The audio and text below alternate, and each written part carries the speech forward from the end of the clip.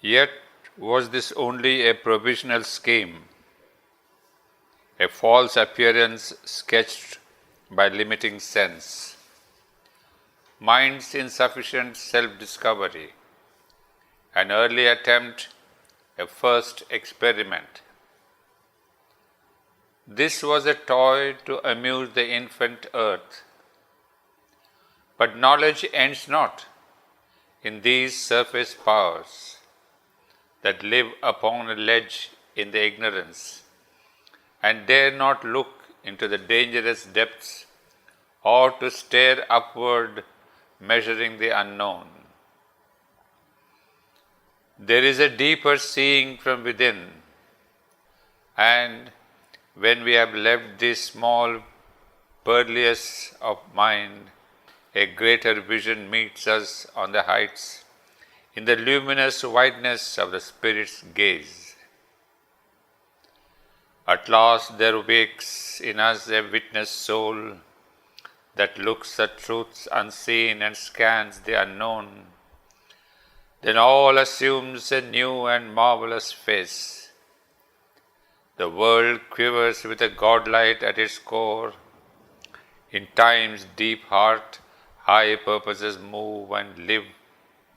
Life's borders crumble and join infinity. This broad, confused, yet rigid scheme becomes a magnificent imbroglio of the gods, a game, a work ambiguously divine. Our seekings are short-lived experiments, made by a wordless and inscrutable power, testing its issues from inconscient night to meet its luminous self of truth and bliss. It peers at the real through the apparent form.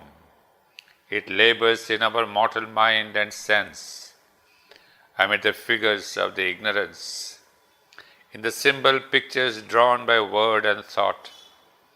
It seeks the truth to which all figures point.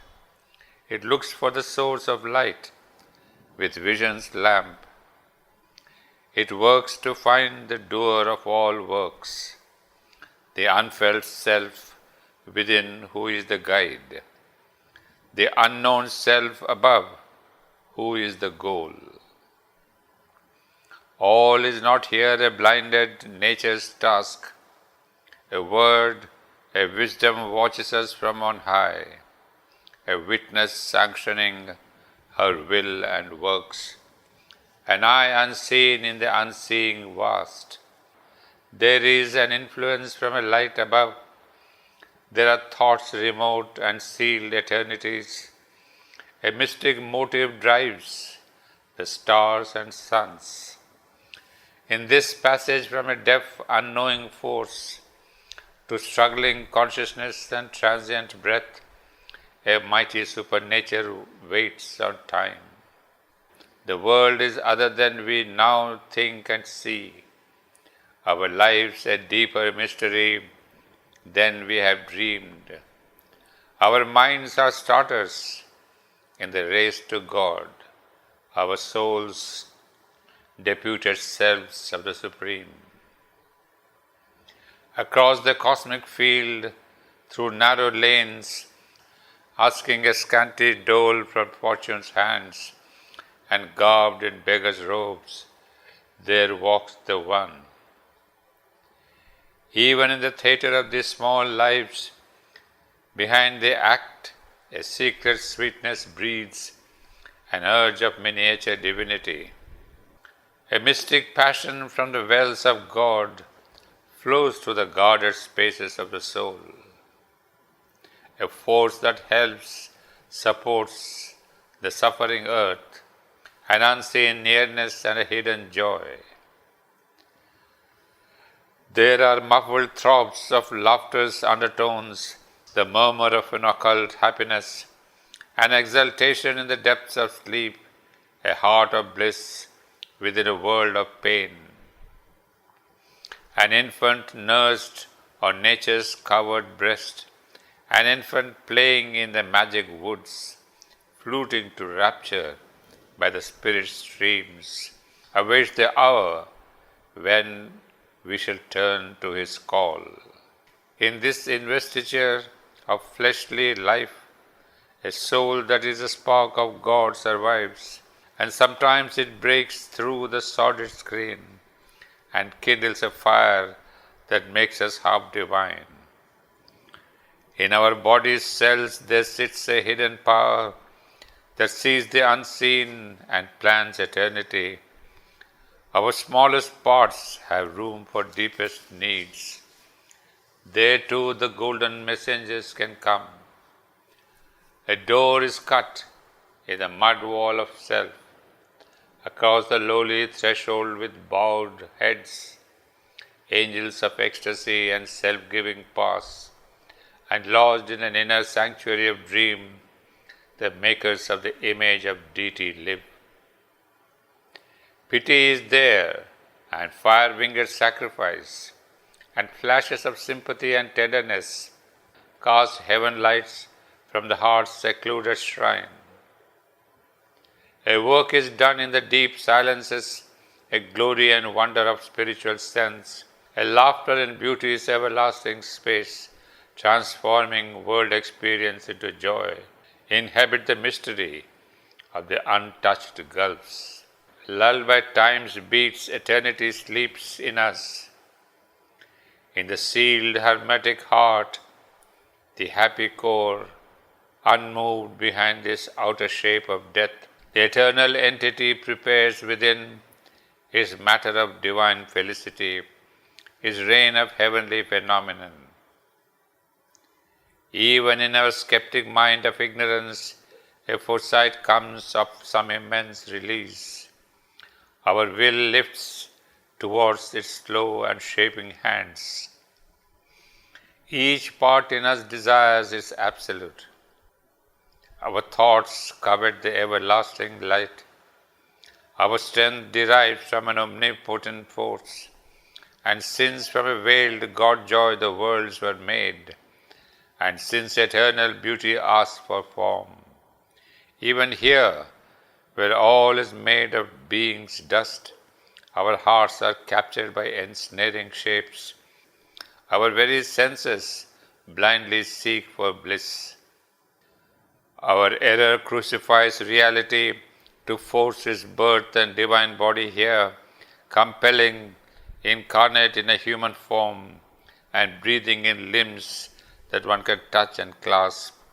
Its knowledge to rescue an ancient ignorance, its savior light, the inconscient universe. And when that greatest self comes sea-like down to fill this image of our transience, all shall be captured by delight transformed.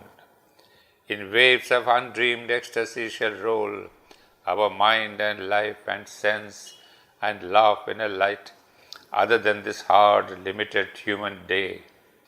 The body's tissues thrill apotheosized, its cells sustain bright metamorphosis.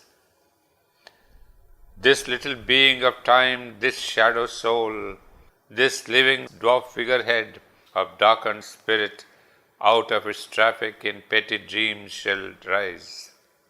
Its shape of person and its ego face, divested of this mortal travesty, like a clay troll kneaded into a god, new made in the image of the eternal guest, it shall be caught to the breast of a white force, and, flaming with a paradisal touch, in a rose fire of sweet spiritual grace, in the red passion of its infinite change, quiver, awake, and shudder with ecstasy.